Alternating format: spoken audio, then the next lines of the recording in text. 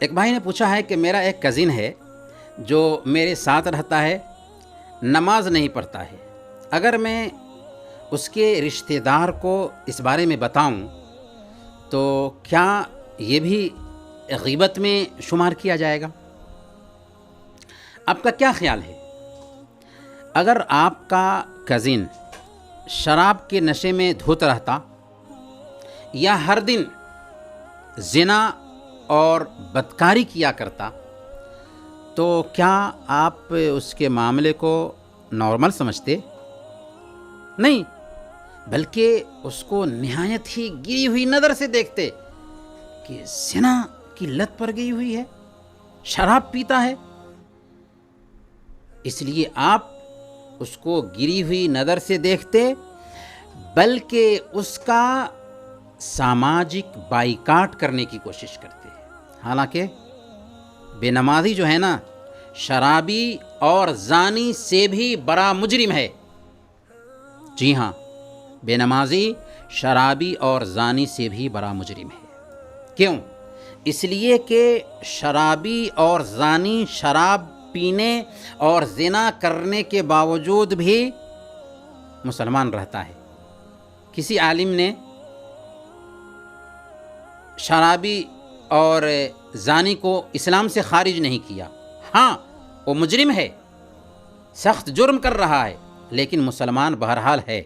لیکن بے نمازی اگر نماز نہیں پڑھتا ہے تو اس حوالے سے علماء کا اختلاف ہے کہ آیا وہ مسلمان رہتا ہے یا نہیں رہتا ہے۔ تو نصوص کی روشنی میں دیکھیں تو اسلام میں اس کے لیے جگہ نہیں رہ جاتی۔ اللہ کے نبی صلی اللہ علیہ وسلم کی حدیث سنیے، صحیح مسلم کی حدیث ہے، ان بین الرجل و بین الشرک والکفر ترک الصلاۃ۔ ایک آدمی اور کفر و شرک کے بیچ فرق کرنے والی چیز نماز ہے۔ نماز ہی سے ایک مسلمان کی پہچان ہوتی ہے۔ نماز ایک مسلمان کی پہچان ہے، اور سنن ترمذی کی روایت کے مطابق اللہ کے نبی صلی اللہ علیہ وسلم فرماتے ہیں کہ ان العہد الذی بیننا وبینہم الصلاۃ فمن ترکھا فقد کفر، کہ ہمارے اور ان کے بیچ عہد و پیمان نماز کا ہے، جس نے نماز کو چھوڑ دیا اس نے کفر کیا۔ تو اگر کوئی آدمی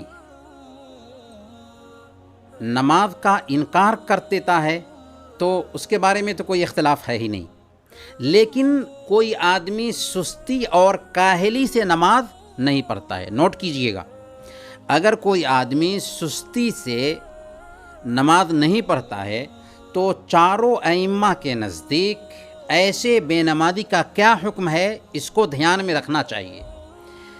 حنابلہ ایسے بے نمازی کو کافر مانتے ہیں، وہ کہتے ہیں کہ اسے کفر کی وجہ سے قتل کر دیا جائے گا، یعنی دھرتی پر اسے جینے کا حق نہیں ہے۔ جبکہ احناف، مالکیہ اور شافعیہ بے نمازی کو مسلمان ہی مانتے ہیں، لیکن نوٹ کیجئے، لیکن مالکیہ اور شافعیہ کا کہنا ہے کہ بے نمازی اگر نماز پڑھنا شروع نہیں کرتا ہے تو اس کو حد کے طور پر، سزا کے طور پر قتل کر دیا جائے گا۔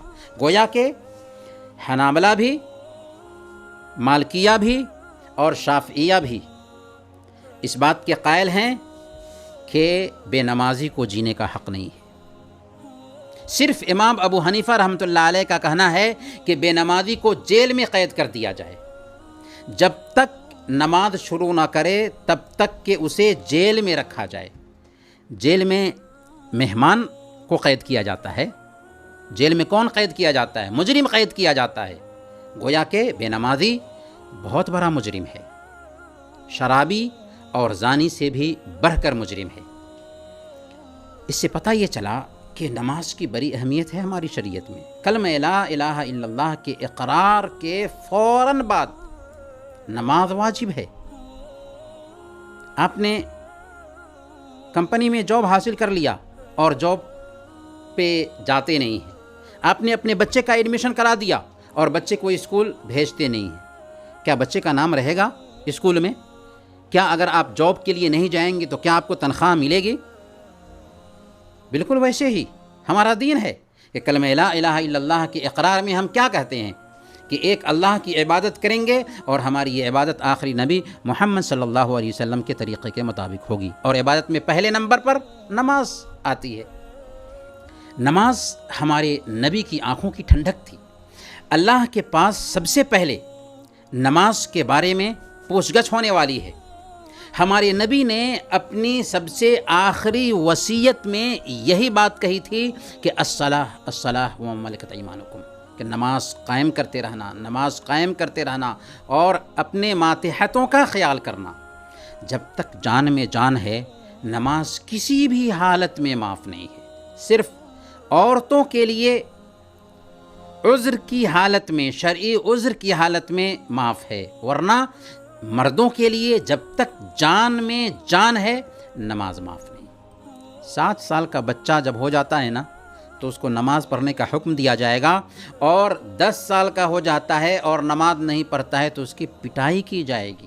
چاہے جائے کہ ایک آدمی جوان ہو جائے اور نماز نہ پڑھے پھر بھی اپنے آپ کو وہ مسلمان ثابت کرے.